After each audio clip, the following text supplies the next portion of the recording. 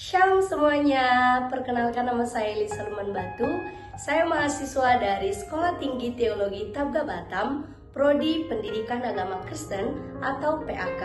Nah teman-teman, hari ini saya akan membahas tentang salah satu mata kuliah, yaitu Media Pembelajaran PAK. Namun, sebelum kita membahas lebih dalam lagi tentang media pembelajaran PAK, mungkin teman-teman yang baru saja melihat akun channel YouTube ini, jangan lupa untuk tekan tombol subscribe dan aktifin loncengnya supaya teman-teman gak ketinggalan info-info penting lainnya mengenai pendidikan agama Kristen. Baiklah, kita akan masuk ke dalam pembahasan. Yang pertama, kita harus tahu dulu tentang metode pembelajaran secara umum. Jadi, metode pembelajaran secara umum adalah alat bantu proses belajar mengajar. Segala sesuatu yang dapat dipergunakan untuk merangsang pikiran, perasaan, perhatian, kemampuan dan keterampilan pembelajar sehingga dapat mendorong terjadinya proses belajar. Jadi kita tahu ya teman-teman bahwa media pembelajaran itu adalah hal yang sangat menunjang proses pembelajaran menjadi lebih efektif, efisien, dan lebih maksimal. Nah, kita sudah membahas tentang media pembelajaran secara umum. Berikutnya kita akan membahas tentang apa sih itu belajar, apa itu sumber belajar, dan apa itu media pembelajaran. Oke teman-teman, saya akan membahas tentang belajar. Belajar adalah kegiatan yang terjadi pada semua orang tanpa mengenal batas usia, teman-teman. Jadi itu berlangsung seumur hidup ya teman-teman, sejak kita kecil hingga kita besar, semuanya melakukan proses belajar. Cuman konteksnya berbeda-beda. Nah, di sini belajar merupakan usaha yang dilakukan seseorang melalui interaksi dengan lingkungannya untuk merubah perilakunya. Jadi sebagaimana pertanda bahwa seseorang telah melakukan proses belajar adalah terjadinya perubahan perilaku dari diri seseorang. Nah, kita boleh lihat teman-teman, kalau misalnya terjadi sesuatu perubahan pada diri kita, berarti kita sedang mengalami proses belajar.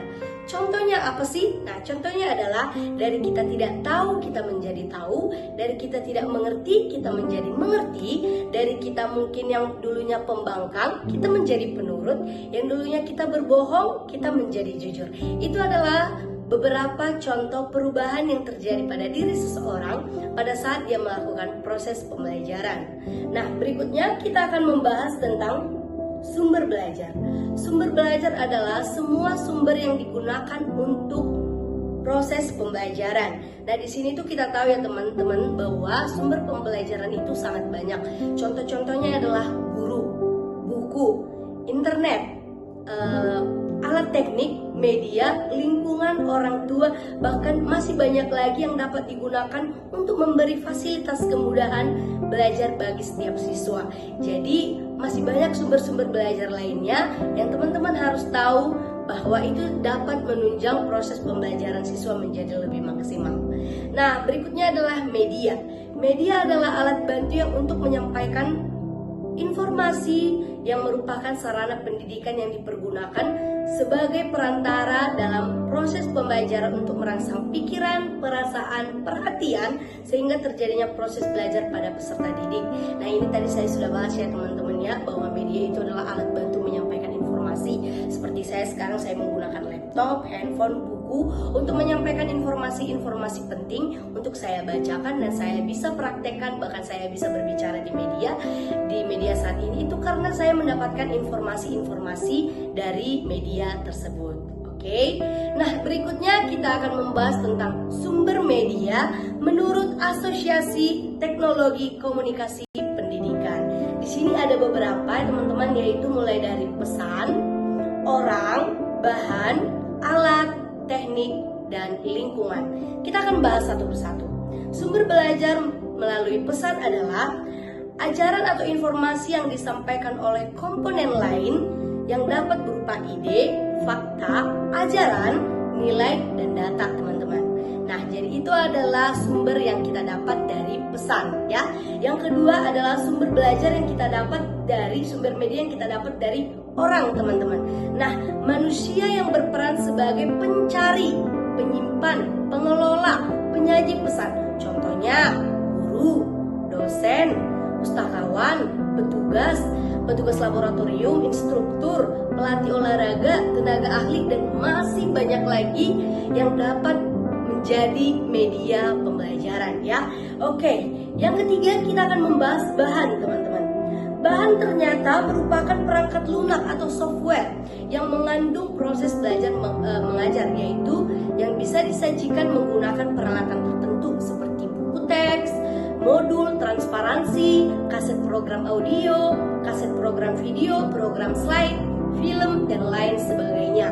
Dan yang kelima, kita akan membahas tentang alat atau disebut dengan hardware. Nah, ini digunakan untuk menyajikan pesan yang tersimpan dalam bahan, contohnya tape recorder, video player, proyektor slide, proyektor film, komputer, dan lain sebagainya. Jadi itu adalah beberapa sumber media pembelajaran menurut Asosiasi Teknologi tadi. Nah, yang keenam adalah teknik, teman-teman, yaitu prosedur atau langkah-langkah tertentu yang disiapkan untuk menggunakan bahan, alat lingkungan, dan orang yang menyampaikan pesan, misalnya demonstrasi lingkungan, diskusi, atau pembelajaran mandiri, sistem pendidikan terbuka jarak jauh, atau tutorial tatap muka. Nah, yang terakhir adalah lingkungan sebagai situasi di sekitar terjadinya proses belajar mengajar di mana pembelajar menerima pesan. Itulah beberapa sumber belajar menurut Asosiasi Teknologi Komunikasi Pendidikan atau disebut dengan ICT. Oke. Yang keempat, kita akan membahas tentang metode pemilihan media, yaitu di sini ada dua. Yang pertama yaitu pemilihan tertutup, yang kedua yaitu pemilihan terbuka. Pemilihan tertutup adalah yaitu alternatif media yang telah ditentukan dari atas. Dari atas itu maksudnya dari pusat, teman-teman. Jadi metode yang kita pakai, media-media pembelajaran yang kita pakai itu sudah terstruktur dari Dinas Pendidikan. Contohnya sudah ada polanya, teman-teman. Kita tinggal mengikuti aturan-aturan yang sudah diarahkan oleh Dinas-Dinas Pendidikan, gitu ya, teman-teman ya. Nah, jadi di sini tuh kita memilih untuk apa yang sesuai yang kita lagi pelajari, gitu, media yang sudah ada, gitu ya, teman-teman ya. Nah, itu adalah pemilihan tertutup. Jadi pemilihan terbuka adalah kebalikan dari pemilihan tertutup, teman-teman, yaitu kita bebas memilih jenis apa saja yang sesuai dengan kebutuhan kita. Namun di sini kita harus benar-benar terampil, kita memiliki kemampuan untuk memakai media sesuai apa yang sudah kita pilih, teman-teman. Jadi contohnya itu keterampilan guru itu seperti apa. Nah, jadi kita bisa memilih alat media, tapi gurunya tuh harus terampil dulu dalam menggunakan media tersebut. Itu dia kalau misalnya pemilihan terbuka, ya, teman-teman ya. Oke, teman-teman, yang kelima kita akan membahas tentang mengapa perlu melakukan pemilihan media. Nah, teman-teman, saya mau tanya teman-teman nih, yang tahu boleh dijawab komentar ya. Kenapa kita perlu menggunakan media, teman-teman? Nah, di sini saya akan menjawab. Media pada hakikatnya merupakan salah satu komponen sistem pembelajaran. Pemilihan media itu maksudnya kayak gini.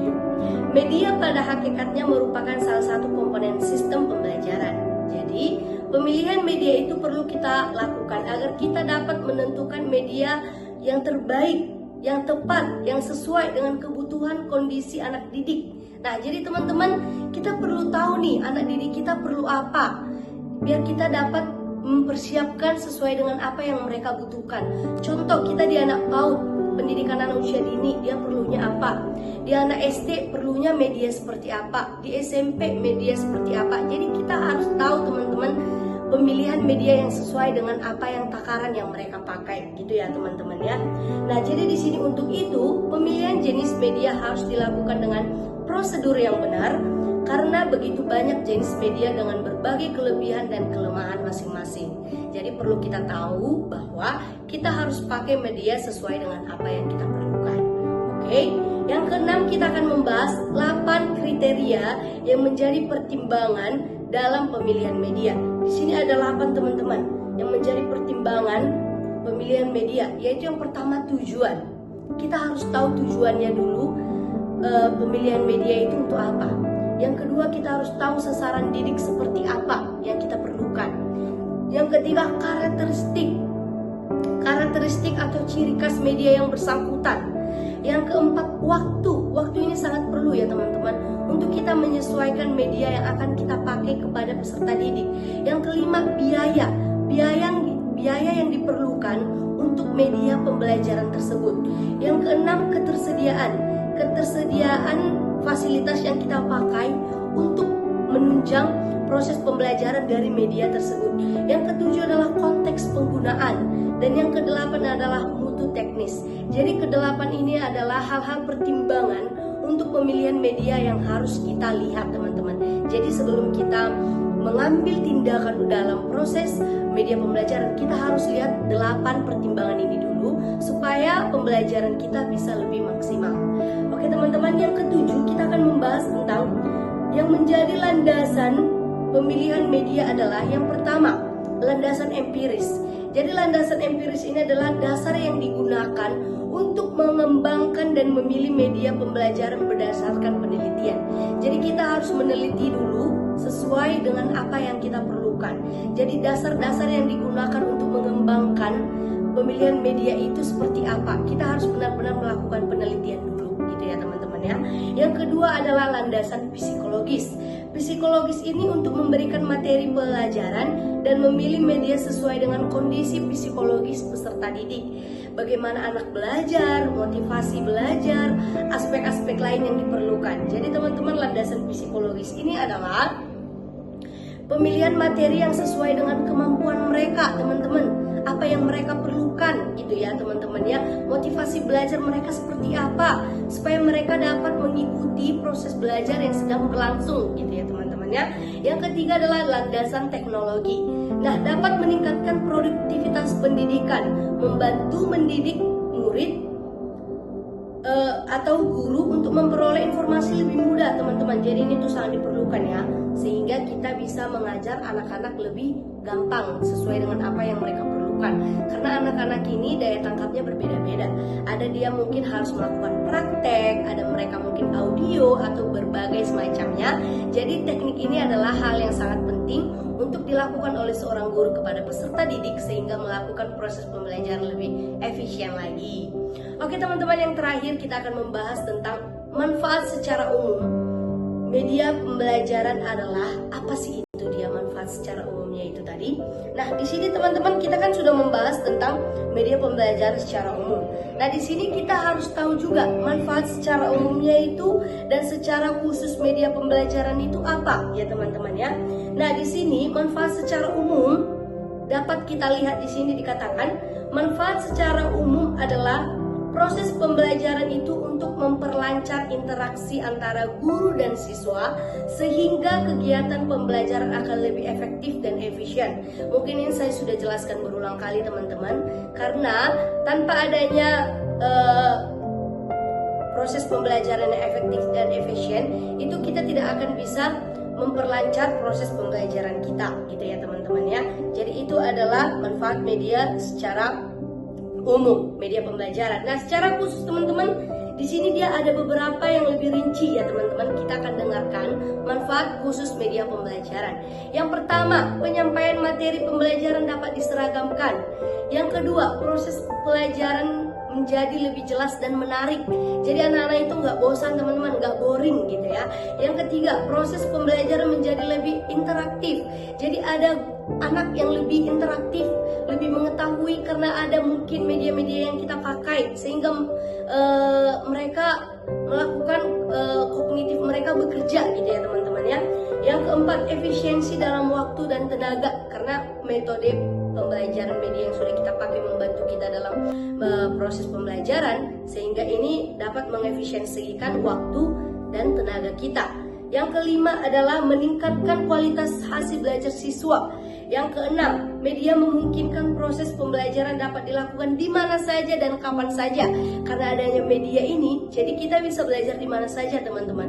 Nah, itu adalah hal yang sangat menarik ya. Yang keenam adalah media dapat menumbuhkan sikap positif siswa terhadap materi dan proses belajar. Yang kedelapan adalah mengubah peran guru ke arah yang lebih positif dan produktif. Jadi guru itu lebih banyak kreativitasnya, lebih aktif, banyak ide-ide yang muncul sehingga kita bisa menjadi produktif dalam menciptakan hal-hal media yang baru untuk anak-anak didik kita supaya adanya interaktif di kelas yang terjadi antara guru dan siswa. Nah teman-teman, saya yakin dan percaya bahwa teman-teman sangat dibantu dengan penjelasan-penjelasan yang sudah saya berikan tadi.